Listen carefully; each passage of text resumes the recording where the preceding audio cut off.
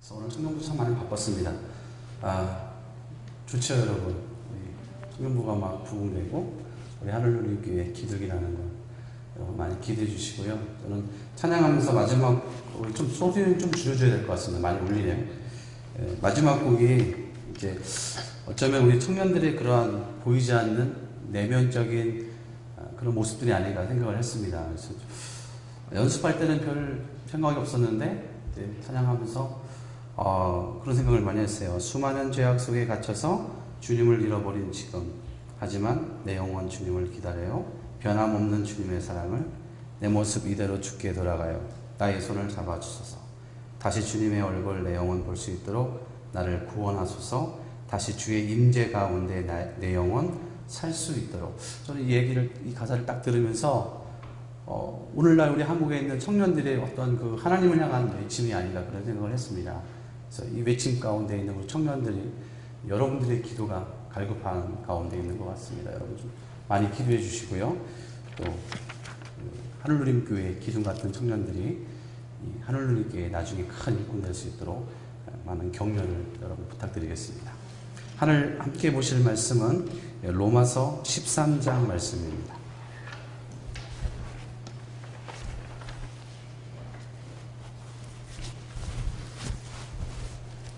로마서 13장 8절에서 10절까지 말씀을 함께 보시겠습니다.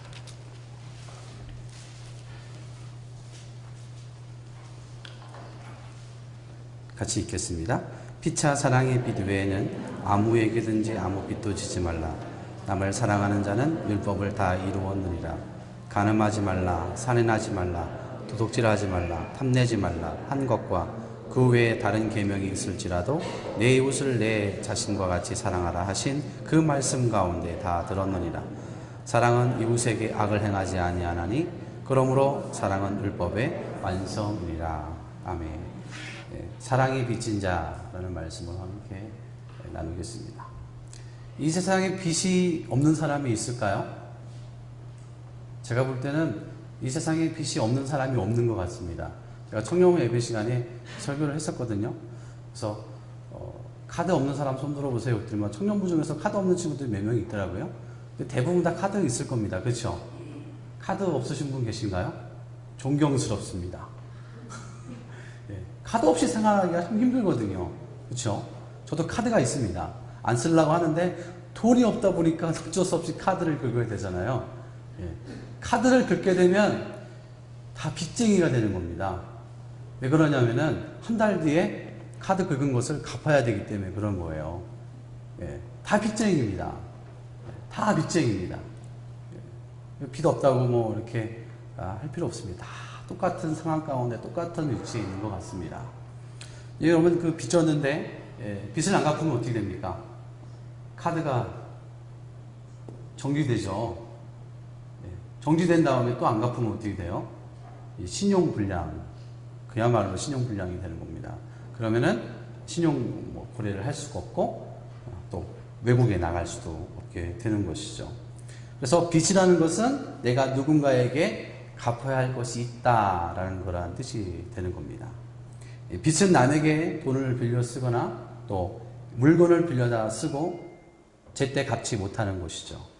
주님은 이러한 빚을 지라고 했을까요? 지지 말라고 했을까요? 지지 말라고 했습니다. 지지 말고 사랑의 빚을 지라고 이렇게 이야기하고 계십니다. 사랑의 빚. 사랑의 빚이라는 것은 뭐냐면은 하나님 앞에 받은 사랑을 빚진 자의 마음으로 갚아주는 것을 사랑의 빚이다 이렇게 이야기합니다.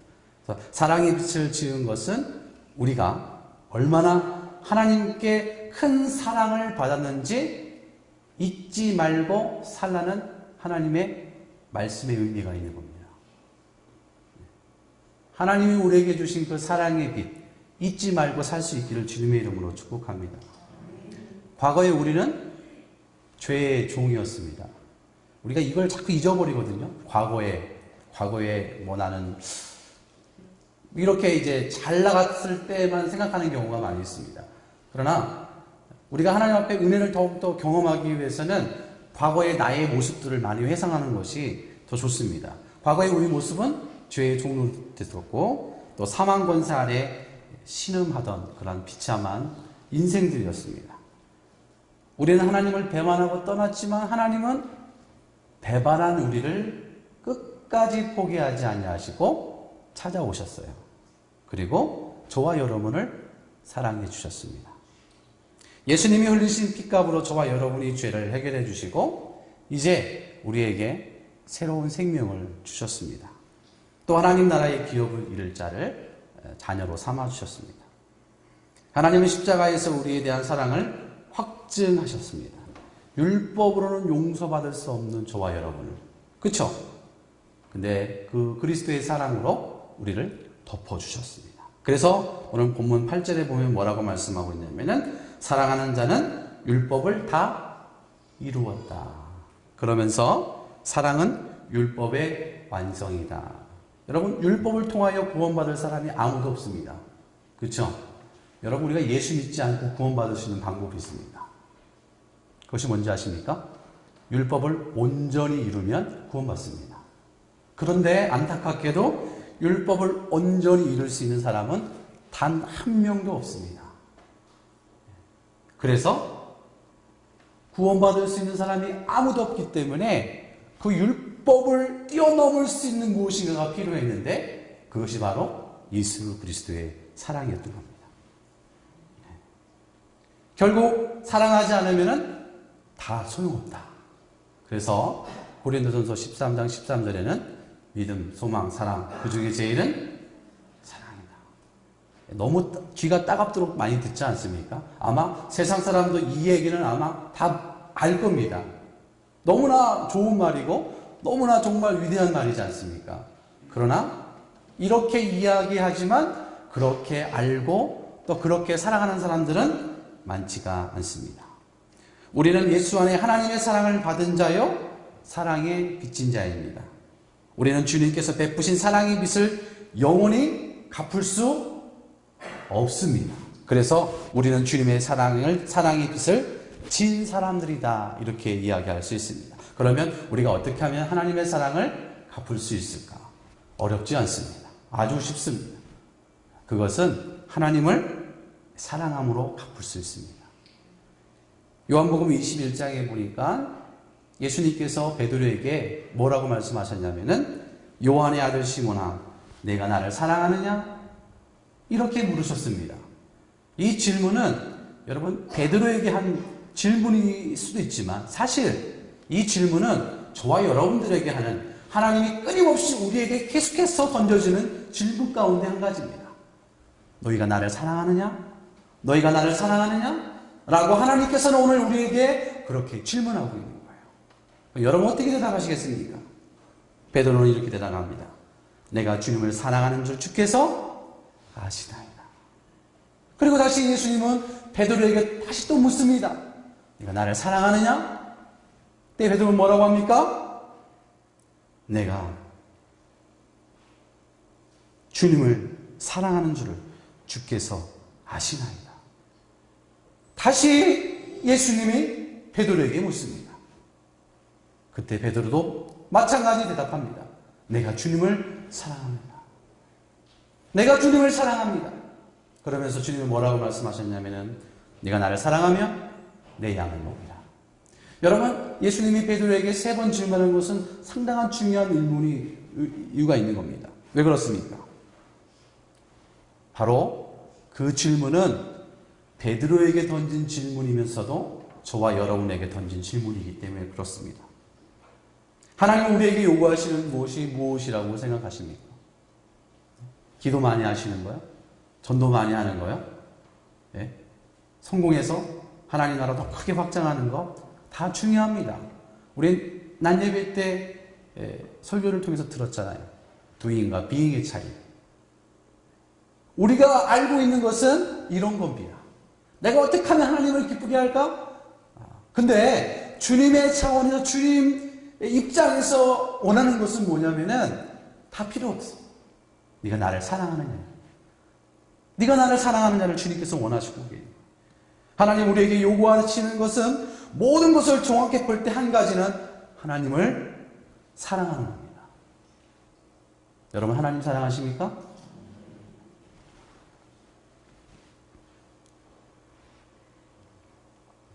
주님의 사랑으로 내 양을 먹이라.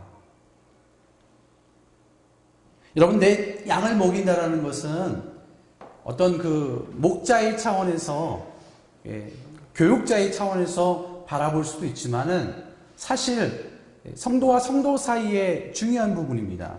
이 내 양을 먹인다라는 또 다른 의미는 뭐냐면은 내 이웃을 돌보아야 한다라는 의미도 됩니다.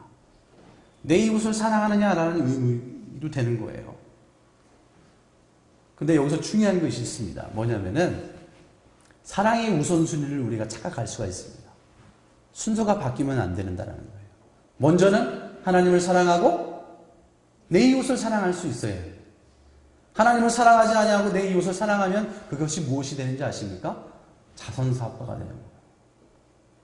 자신의 의를 드러내고 공로를 드러내고 결국은 이 진리 가운데서 벗어나게 되는 거예요. 본질을 잃어버리게 되는 거예요. 여러분, 본질을 잃어버렸다고 얼마나 마음이 아프겠습니까? 결국은 여긴 것 같은데 열심히 달려갔더니 여기가 아닌가 봐요. 이렇게 돼버리는 거예요. 본질을 잃어버리게 되는 겁니다. 그러니까 우리는 먼저 하나님을 사랑하고 그리고 이웃을 사랑할 수 있는 사랑의 순서가 정해져 있어야 한다는 겁니다. 우리는 예수님을 주신 그 하나님의 사랑을 받았습니다. 도저히 그 사랑을 갚을 길이 없습니다. 그러나 주님은 우리가 지극히 적은 자에게 한 것이 곧 누구에게 한 것이라고요? 하나님께, 예수님께 한 것이다. 이렇게 말씀해 주고 있습니다. 주님께서 받은 그 사랑, 지금 주님께서 주시는 그 사랑을 함께 나눠야 한다. 그래서 내 이웃을 내 몸과 같이 사랑하라. 그렇게 말씀해 주고 있는 겁니다. 그래서 마음에 안 들어도요, 품을 수 있는 자가 되어야 합니다. 왜요? 우리는 그리스도 안에서 한 지체이기 때문에 그래요. 오늘날의 교회가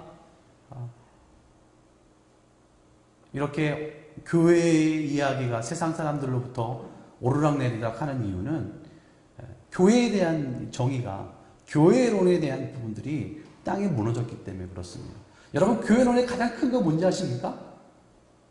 우리는 그리스도 안에 하나 된 믿음의 지체다.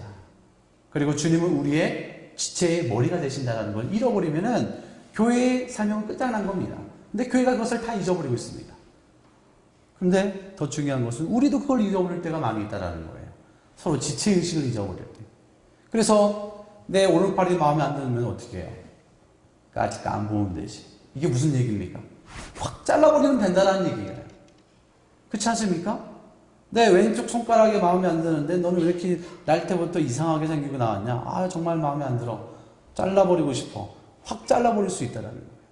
그럼 결국 자르고 난 다음에 어떻게 되겠습니까? 소위 말하는 풀구자가 되는 거예요. 온전한 모습이 되는 게 아니에요. 교회에도 마찬가지입니다.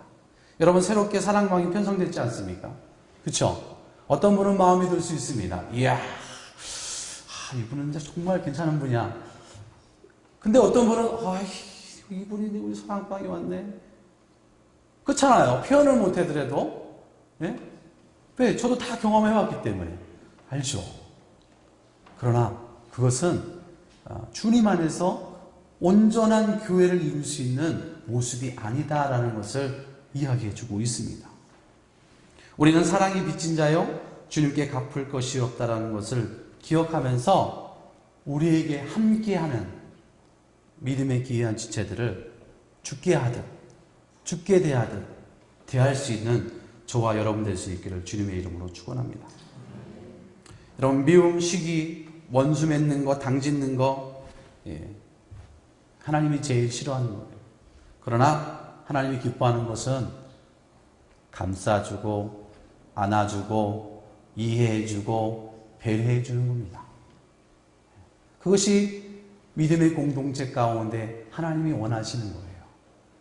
여러분, 우리 하나님을 사랑하지 않습니까? 그렇다면 좌우 우리 함께 소속된 사랑방, 그리고 믿음의 이 하늘누림교회 모든 성도들을 내 몸과 같이 사랑할 수 있는 우리 모든 성도님 될 수 있기를 주님의 이름으로 축원합니다. 그래서 우리 청년부에서요, 한 2달 전부터 사실 농촌교회 후원을 하고 있습니다. 물론 제가 처음에 이런 어려움을 알고 있기 때문에 농촌교회를 후원하고 있는데, 여러분 잘 알다시피 청풍에 있는 들꽃교회입니다. 들꽃교회를 후원하고 있습니다. 청년들이 과거에는 사실 교회 재정에서 10만 원씩 우리가 받았지 않습니까? 아시는 분도 계시겠지만 청년부 지원. 근데 그걸 가지고 후원을 하더라고요. 그래서 야, 이건 의미가 없어. 그러지 말고 너희는 회비를 내. 그래서 회비를 다 냅니다. 회비를 내는데 먹고 놀고, 여러분 다 청년도 볼 때 다 그런 것 같죠? 안 그러시다고요? 아유, 감사합니다. 그렇게 봐주시니까 제가 너무나 감사한데요. 아닙니다. 청년들 회비 다 내갖고요, 그거 갖다요, 이웃을 섬깁니다. 이렇게 그 시골교회에 도와주고 있습니다. 매달마다 청년들, 학생들 다 모아갖고 5만 원씩 후원해주고 있습니다. 청풍에 있는 시골교회. 그런데 그 교회 TV가 방영됐어요. CBS에 수호천사라고. 그래서 제가 다른 뜻은 없습니다. 이 교회를 후원하려고 하는 뜻으로 제가 여러분한테 보여드리는 것이 아니라, 청년부가 이런 마인드로 믿음 생활하고 있습니다.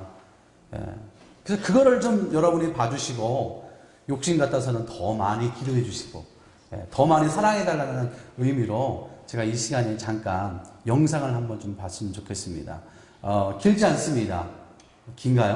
한 20분 정도 되는데 한번 보시고, 또 청년에서 후원하는 교회다, 이런 목사님이시고 우리 주변에 이런 분이 계시는구나, 아시는 분들은 아실 겁니다. 그래서 함께 보면서 그 은혜를 같이 함께 나눴으면 좋겠습니다.